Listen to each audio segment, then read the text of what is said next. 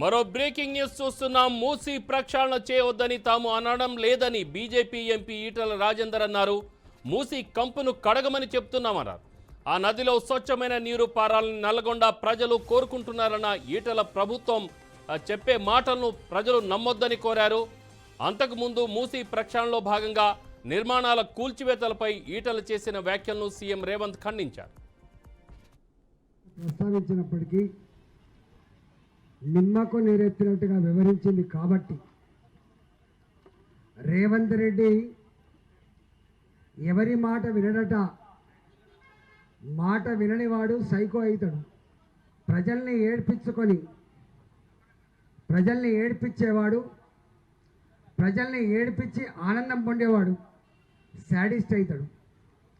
మరి ఆ సైకోగా శాడిస్ట్గా ఆ బాధ్యత నిర్వహిస్తున్నాడు కాబట్టి దీనికి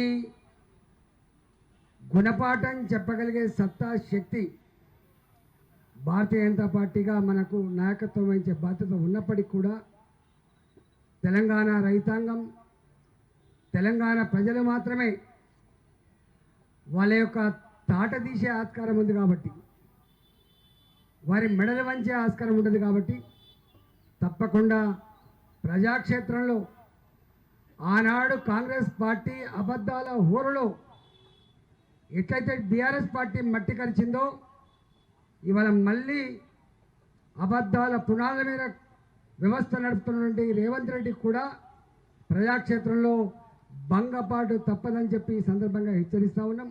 అనేక విషయాల్లో అనేక